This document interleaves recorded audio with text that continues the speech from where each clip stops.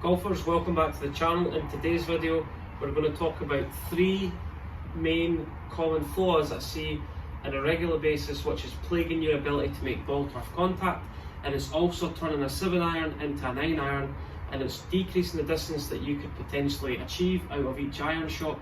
You're creating a lot of spin but also not a lot of forward momentum with your iron shots. So issue number one, the ball position gets a little bit too far forward. So driver, the ball position should be located just underneath the left armpit. Different with an iron, many golfers who set up the same with driver compared to an iron, the club comes in a little bit too abruptly, meaning that the club hits the ground before the golf ball, the leading edge starts to rise up, we add lots of loft, but also encourages us to hit the bottom of the golf club. Issue number one, the ball position gets a little bit too far forward. Issue number two, the stance gets a little bit too wide.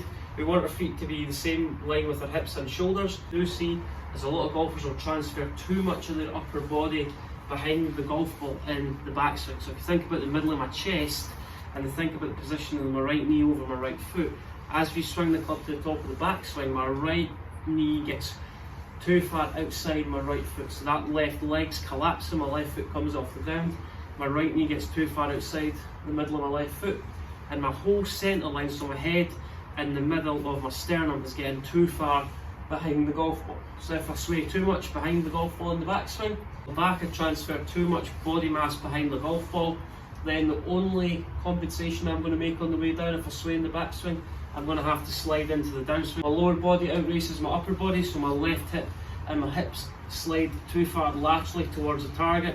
That causes the upper body to hang back, and that causes me to throw the club at the golf ball, and I release the club really early and I get an impact position instead of my hands leading the club head. I get an impact position where I throw the club and the club head overtakes the hands. A very weak impact position where the grip end of the club is dissecting through my right hip.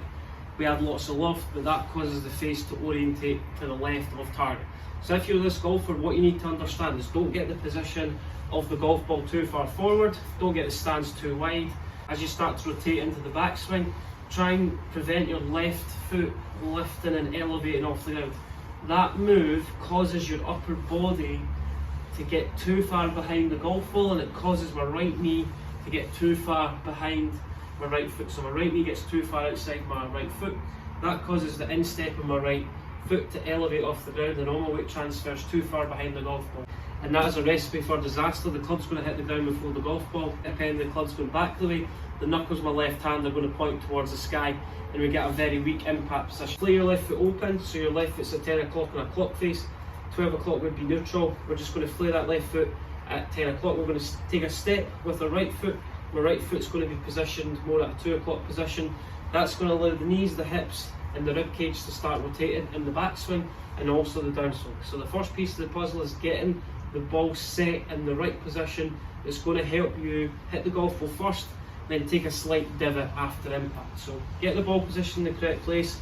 The ball position, instead of being too much off the left armpit, the ball position needs to be left pectoral muscle. This is a good baseline target for 7-iron, 8-iron, 9-iron, all the way up to your sand wedge and your highest lofted wedge.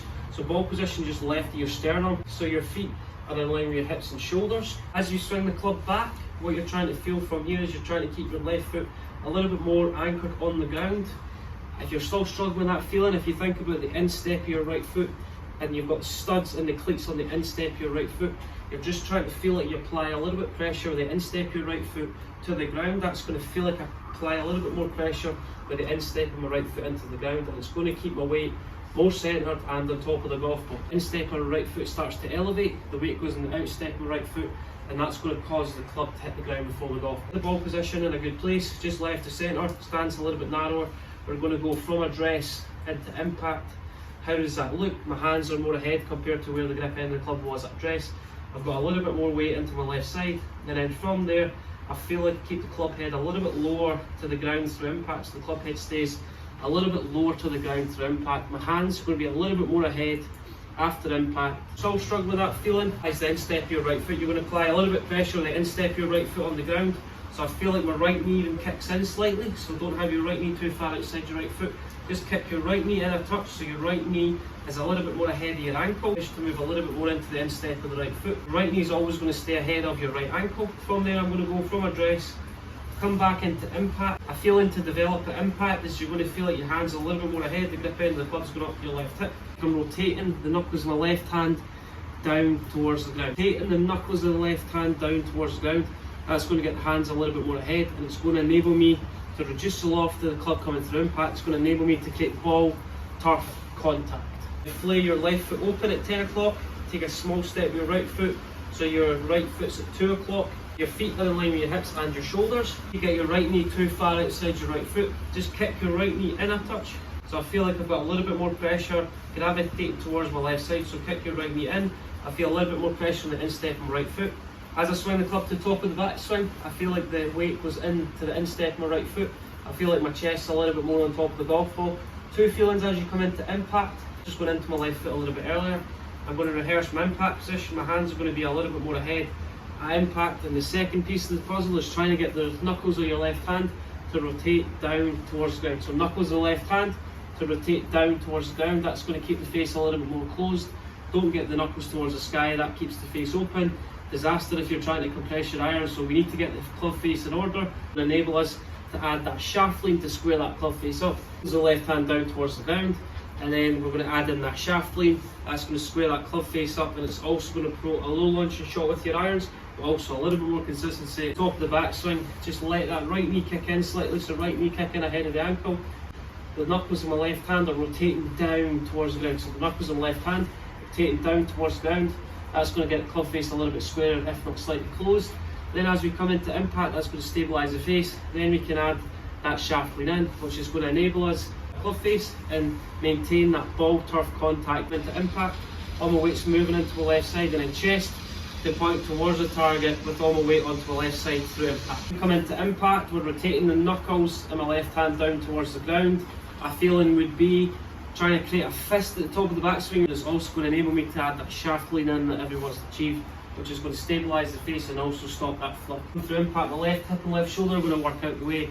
That's going to enable me to transfer weight into my left side and also get my chest to face the target and enable me to make ball turf contact every time.